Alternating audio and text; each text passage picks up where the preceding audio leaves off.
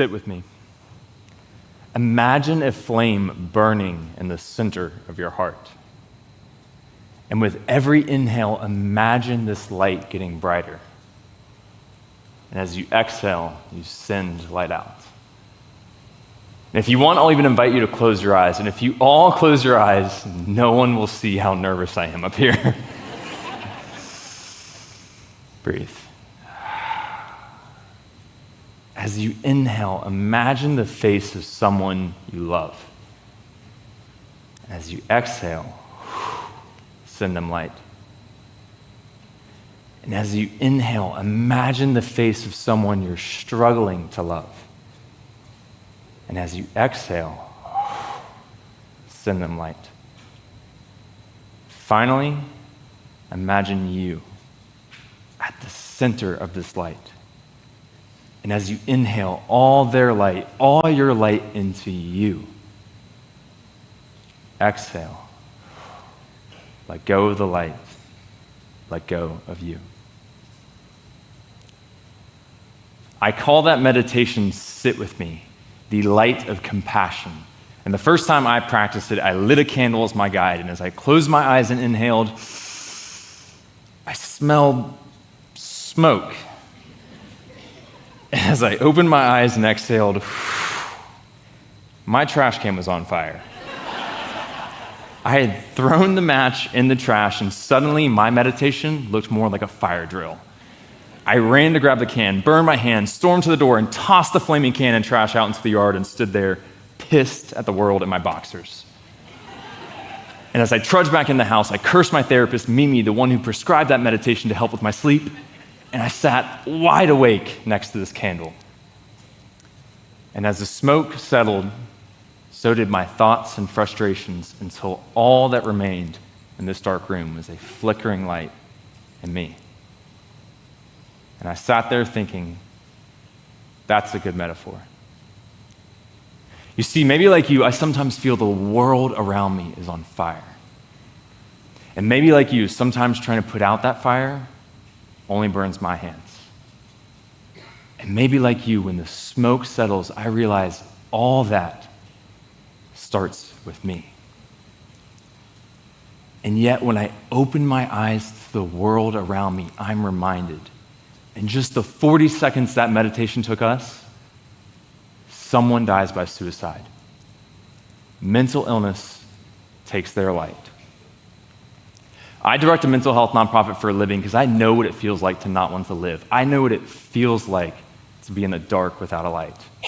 It's one of the ways Greeks referred to suicide, to leave the light, and I almost did. Yet every time I breathe and sit with me, I remember the only world I can light is in here. Me. And as one of my favorite teachers, St. Francis, reminds me, perhaps darkness is just an unlit wick. Tonight I want to light a wick for us to sit with, to shine a light on mental illness by asking questions. Now let's start with me.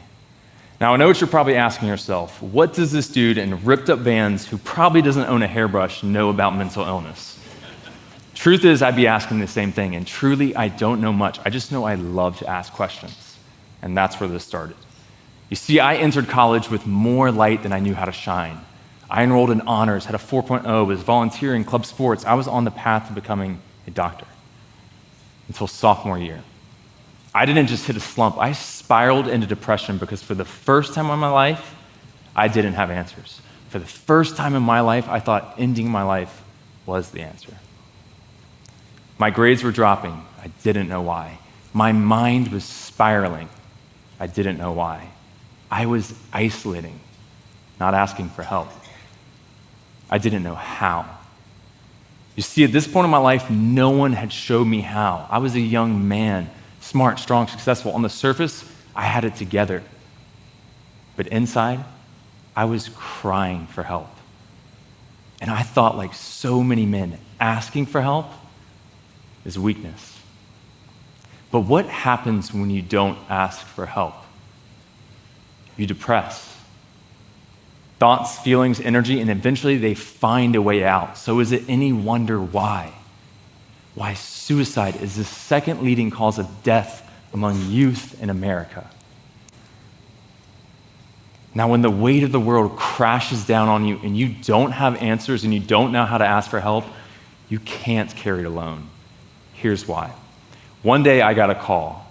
One person asked, "Will you sit with me?" That day, that person shared about their depression, and this was the first time someone talked with me about depression. They had no way of knowing I was sitting with suicidal thoughts, but because one person sat with me, I no longer felt alone. This person changed my life. One person, one question. Soon I found I could ask others about their struggles. Shoot, I found the stuff that we keep in the dark and hide from each other, that's actually the good stuff. Sharing about my struggles actually connects me to yours, and we all need someone to sit with. Why would I be any different? Just 7 months after sitting with suicidal thoughts at the age of 20, I found myself sitting on a plane heading to India. Now, India shined a whole new light on the worlds within me. I found myself with a shaman, crying with strangers, in healing ceremonies that made no sense whatsoever. And soon I found myself asking more questions about the changes in me. Why do we label this mental illness a disability? When did depression become more a flaw and less a normal feature of our humanness? What if I had, like this shaman, a community that supported, perhaps even celebrated, this dark inside me? Now, when I came home in 2020, the world caught on fire. COVID. Now I had to sit with me. And the anxiety, the depression, that familiar darkness wasn't just in me.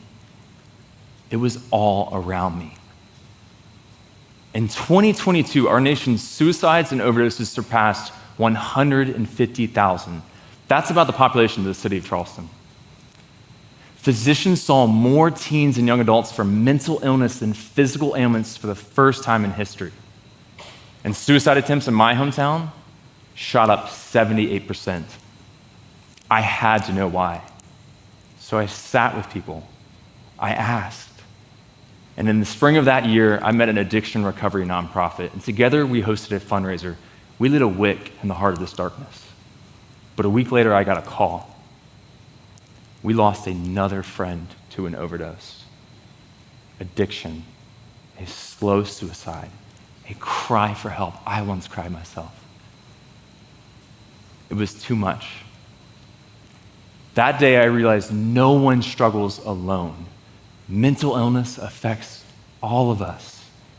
And when we treat the individual alone, we isolate their illness. The more they suffer, the more we suffer. What if we didn't isolate mental illness? What if we brought it out of the dark? What if we shined a light? That summer, I sat with these questions and hundreds of others and found in every single person a shared struggle. Soon, my depression, it didn't isolate me. It connected me. It was no longer a darkness to hide because it was becoming sadness to share. Sadness, it means to be sated, full of life. And the more I shared this, the more I found myself asking, maybe this dark could be my light. Every person I met ignited more of this energy until it could not stay depressed. And in 2023, with the help of this whole community, we launched our mental health nonprofit Quest with one intent: create community that gives young adults just one person to sit with, to talk to, so that one person can be the light. Because maybe all it takes is one person. Now, I fear standing on this stage tries to make us look like heroes, and that could not be further from the truth. Let me tell you who my heroes are. That one person that sat with me that day, that person who is not afraid of my dark, that person is my mom. And that day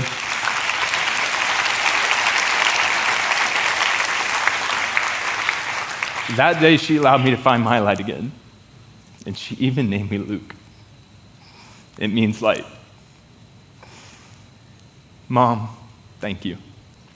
And Dad, thank you for not naming me Simon.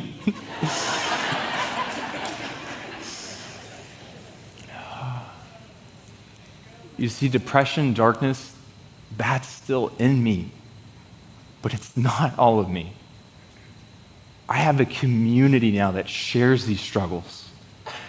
And students that run our campus communities remind me every single day, it's okay to not have answers. It's even better to ask for help, because when you ask for help, you don't just help yourself. You become a light for others. As a student, Audrey once told me, sharing about my struggles didn't answer the questions, but it shined a light on how I was holding them. I asked us to sit with the questions tonight because questions can shine a light. Can we create a world where no young person has to struggle alone? Can we create a world that celebrates these struggles? Can we create a world where I don't have to give this talk? All I needed when I was suicidal was for one person to sit with me. It's no different today. Today, we're just building this community together, and together we struggle with, and this is our greatest strength, compassion to struggle with. So I will leave you with just one question. Will you, every single one of you, please sit with you, be this light of compassion? Because maybe you are the one person for someone's unlit wick. Thank you for sitting with me. Thank you.